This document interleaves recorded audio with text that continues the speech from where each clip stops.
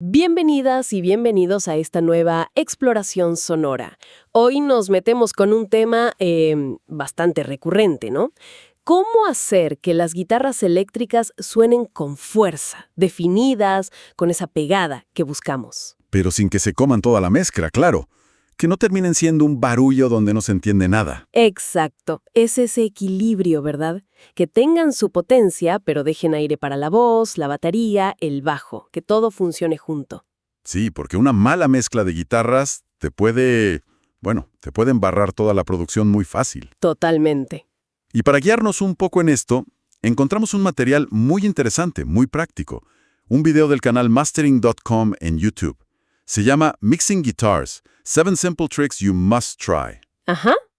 La idea es sacar de ahí técnicas clave, ¿viste? Para lograr esa claridad, esa potencia, pero controlada.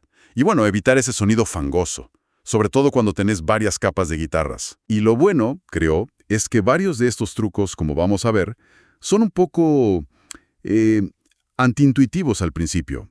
Se enfocan mucho en cómo suena la guitarra en el contexto, no tanto en si suena perfecta solita. Ese es un punto genial para empezar. Entonces, a ver, vamos a desglosar estos 7 consejos. El primero ya, de entrada, nos desafía. Resistir la tentación de apretar el botón solo cuando mezclamos una guitarra individual. Sí, el famoso botón solo. Parece lo más lógico del mundo, ¿no? Pero insisten mucho en evitarlo. ¿Por qué es tan importante no caer en esa tentación? Bueno, la clave es el contexto, siempre. Nuestro oído percibe las cosas muy distintos si están solas o acompañadas. Una guitarra que vos escuchás en solo y decís, ¡wow! ¡Qué sonido! Llena de graves, agudos brillantes. Claro, suena increíble. Pero quizás en la mezcla completa, esos graves están peleando con el bajo, o esos agudos tapan la voz, ¿entendés? Y al revés, una guitarra que en solo suena medio flaca, hasta un poco chillona, que decís, ¡uy, qué feo suena esto solo! Exacto. Esa guitarra, capaz, es justo lo que necesita la mezcla para cortar, para tener presencia sin molestar a los demás. Es la interacción, digamos, lo que manda al final. Entiendo. El video menciona esa experiencia, ¿no? De pasarse horas puliendo la guitarra en solo, que suene perfecta, y después la pones con todo y un desastre. O al revés, la ajustás en la mezcla, suena bien ahí, pero la escuchás sola y te asustás porque suena horrible, fina, agresiva. Tal cual. Y ese es el camino, aunque asuste un poco al principio. Entonces, la pregunta es, ¿cómo escucho los detalles si no la aíslo? Claro, ¿cómo sé qué hace el ecualizador? Bueno, la recomendación que dan es bastante piola. En vez de darle solo a la pista individual, lo que sugieren es subir temporalmente el volumen del grupo de guitarras. Ah, del bus de guitarras. Exacto. Imagínate que mandás todas tus guitarras a un canal auxiliar, un bus. Subís el fader de ese bus un poco, temporalmente. Así escuchás los cambios que haces en tu guitarra, pero siempre sonando junto con la batería, el bajo, la voz. O sea, escuchas el cambio, pero en relación a todo lo demás. Justo, haces el ajuste fino que necesitas y después bajas el bus de guitarras a su nivel normal. Escuchar el bus entero en solo de vez en cuando, bueno, es menos problemático. Pero la trampa es aislar pistas individuales todo el tiempo. Lo único que importa es cómo suena en la canción. Vale, eso tiene mucho más sentido. Es ajustar escuchando cómo interactúa de verdad. Y esto me lleva al segundo consejo que habla de simplificar. Ajá. Silenciar partes que grabaste de más y no suman, o micrófonos que estaban ahí pero son redundantes. Menos es más, parece. Totalmente. Es un error clásico pensar que si grabo la misma guitarra 5 veces va a sonar 5 veces más potente. Sí, el famoso muro de sonido que a veces es un muro de ruido. Exacto. Muchas veces lo que pasa es que se generan problemas de fase, cancelaciones y una acumulación de frecuencias iguales que embarran todo. No da más potencia, da más confusión. La fuente es bastante clara. Si vas a doblar una parte, con 2 pistas suele alcanzar. Y mejor todavía si cada parte tiene una función un poco distinta, ¿no? Una más grave, otra más aguda, una rítmica, una melodía. Claro que se complementen. Eso, Menos es muchas veces más claro. más definido. Dan un ejemplo muy bueno en el video. Recibieron un proyecto donde cada guitarra, incluso acústicas, estaba grabada con 3 micrófonos. 3. Wow, eso es Sí, bastante. Sí, por ejemplo, usó un MD421, que es un micrófono dinámico, más robusto, bueno para medios graves, para una parte. Y para otra, que la complementaba, usó un C414, que es un condensador, a menudo más brillante. Y los otros micros de esas tomas, muteados, fuera. exacto, limpieza instantánea. Tiene lógica. Priorizar la función en la mezcla sobre sobre la cantidad, porque sí, limpiar lo que sobra despeja mucho el panorama. Y antes de empezar con ecualizadores y compresores, que es lo que uno suele querer hacer rápido, viene el tercer consejo: balancear. Dedicar tiempo solo a ajustar los volúmenes. Los faders. Fundamental. Absolutamente fundamental. Parece muy básico, pero de verdad tiene tanto impacto. Es que mira, fácil el 80% del trabajo para que las cosas se encajen bien. Antes de poner un solo plugin, tómate unos minutos para encontrar el nivel justo de cada guitarra. Que no tapen la voz, que no se pierdan atrás, que estén ahí cumpliendo su rol. Que se sientan parte del todo. Exacto. Que aporten cuerpo o agresividad o lo que sea, pero sin dominar si no tienen que hacerlo. Ese balance inicial es la base. Después sí, ecualizás, comprimís si hace falta, pero partiendo de un buen balance. En el video muestran que después de balancear bien, los ajustes de ganancia que tuvieron que hacer en los canales fueron mínimos, tipo menos 3 decibeles en una, 0 decibeles en otra. Claro, establecer la jerarquía sonora desde el vamos. Bien, y eso nos lleva al procesamiento. El cuarto consejo es procesar en grupo. Mandar las guitarras a un bus y aplicar ahí la EQ y la compresión principal. Sí, el famoso bus processing. ¿Qué ventajas tiene esto, además de ahorrar plugins, que ya es una? La principal, diría yo, es la cohesión. Al tratar a todas las guitarras juntas en el bus, con una misma EQ, un mismo compresor, las haces sonar como una sección. Como un bloque. Eso, como un bloque, una unidad dentro de la mezcla. Si querés que todas las guitarras tengan, no sé, más presencia en los medios altos, lo haces con un solo movimiento en la EQ del bus y afecta a todas por igual. Les da un carácter común. Entiendo. Y si usas compresión en el bus, como sugiere la fuente, algo suave, 2 a 5 dB de reducción no más, y con un ataque más bien lento para no aplastar el golpe inicial de la púa. El punch. Exacto, el punch. Bueno, esa compresión actúa como un pegamento sónico.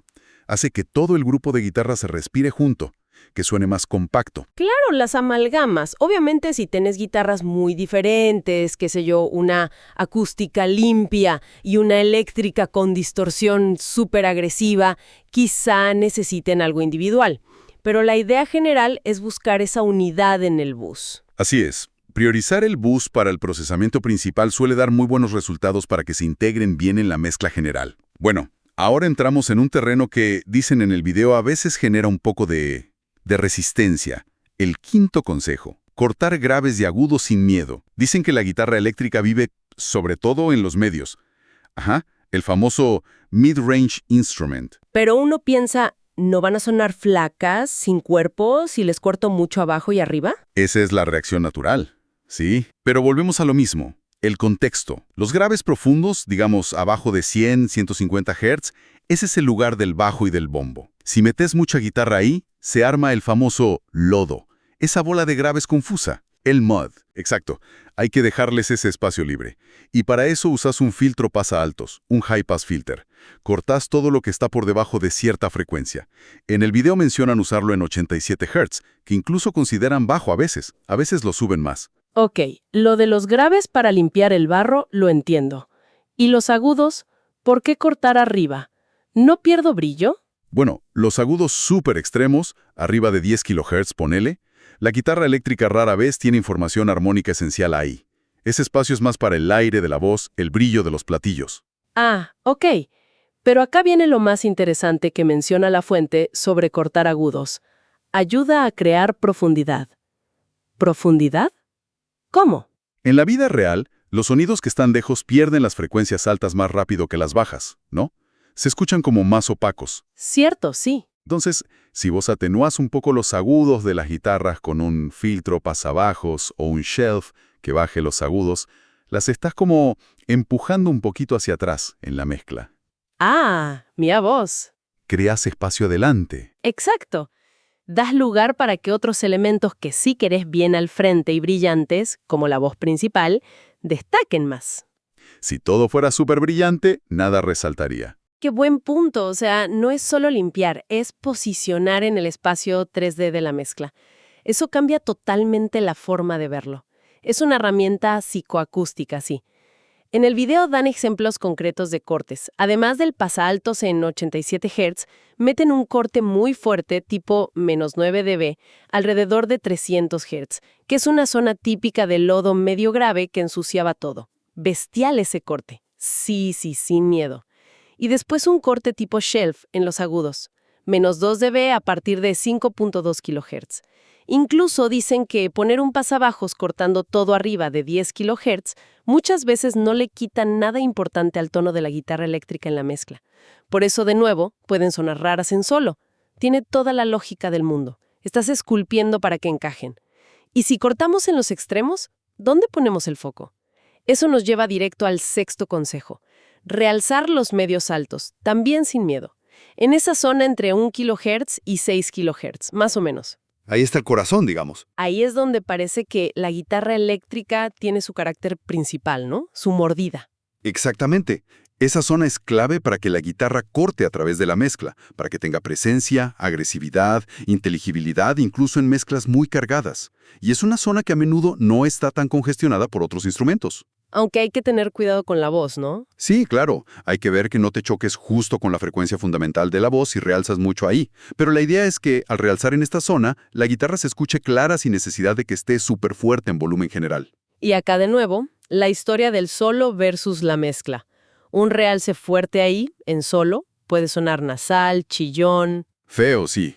Puede sonar hasta quebradizo, como dicen en el video, brittle. Y en el contexto, ese realce es lo que le da vida y hace que se entienda. Proponen un método práctico para encontrar la frecuencia justa. Agarras un EQ, haces un realce con un ancho de banda, un Q, ni muy ancho ni muy estrecho, y barres la frecuencia despacito, escuchando toda la mezcla hasta que encontrás un punto donde la guitarra como que salta, cobra presencia, el sweet spot, el punto dulce. Eso. Y una vez que lo encontraste, ajustas cuántos decibeles le das de realce. En el ejemplo del video, encontraron ese punto alrededor de 1.15 kHz. Y mencionan algo interesante. A veces, al hacer ese realce puede que resaltes alguna aspereza un poquito más arriba. Claro, como efecto secundario. Y en el video, para compensar, hicieron un pequeño corte como una muesca alrededor de 4 kHz, para suavizar esa fragilidad o aspereza que había aparecido por el realce en 1.15 kHz. Es un juego de balance constante. Es eso, un dar y quitar constante. Esculpir la pieza para que encaje perfecto en el rompecabezas de la mezcla. Bueno, y llegamos al séptimo y último consejo. Este ataca un problema súper común. Tenés dos guitarras haciendo partes parecidas, paneadas una a la izquierda y otra a la derecha. El clásico LR. Suenan bárbaro en estéreo, amplias. Pero pones la mezcla en mono y se vuelve una masa, un borrón en el centro, sí. Pierden definición. ¿Cómo se soluciona esto? Proponen una técnica que llaman asignación de rango o range allocation. Sí, es una idea bastante ingeniosa. Consiste en crear una separación frecuencial pero de forma complementaria entre las dos guitarras. A ver, ¿cómo sería eso? Suena un poco abstracto. Si en la guitarra de la izquierda vos realzas una frecuencia específica, digamos la frecuencia X. Ok. En la guitarra de la derecha, en esa misma frecuencia X, haces un corte. Y al revés, si en la guitarra izquierda cortas otra frecuencia, la Y, en la derecha la realzas. Ah, o sea, como un ecualizador inverso entre los dos canales en ciertos puntos clave. Exactamente. Es como darle a cada guitarra su propio carril, en algunas frecuencias importantes. En el video lo ejemplifican así. Guitarra izquierda. Le dan un realce en 1.35 kHz y un corte en 3.56 kHz. Guitarra derecha. Hacen lo opuesto. Cortan en 1.35 kHz y realzan en 3.56 kHz. Entiendo. Entonces, aunque estén tocando lo mismo y paneadas, frecuencialmente están ocupando espacios ligeramente distintos. No chocan de frente en esas frecuencias. Y eso ayuda a que se definan mejor. Incluso en mono. Sobre todo en mono. Ahí es donde más se nota la diferencia. Mejora muchísimo la definición y la separación cuando todo colapsa al centro. Y hoy en día, con tantos dispositivos mono, teléfonos, parlantes inteligentes, chequear la compatibilidad mono es crucial. Es una manera muy sutil pero inteligente de diferenciarlas donde más importa, en las frecuencias. Totalmente. Y añaden un consejo extra, que viene de antes, de la grabación. Si podés, cuando grabes las dobles pistas, los overdubs, intenta que cada toma suene un poquito diferente, ya desde el vamos. ¿Cómo? Cambiando la pastilla de la guitarra, moviendo un poco el control de tono, ajustando mínimamente el ampli entre toma y toma. Esa pequeña variación de timbre natural que logras al grabar ya ayuda un montón a la separación después, en la mezcla. Pensar en la mezcla ya desde la grabación. Qué buen consejo. Bueno, creo que cubrimos los 7 puntos clave, ¿no?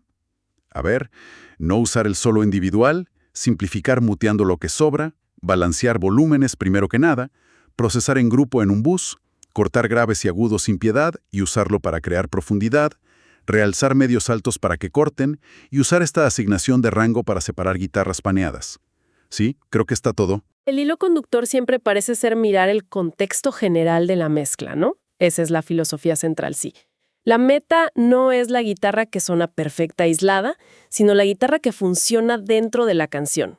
Se trata mucho de balance y de EQ estratégica.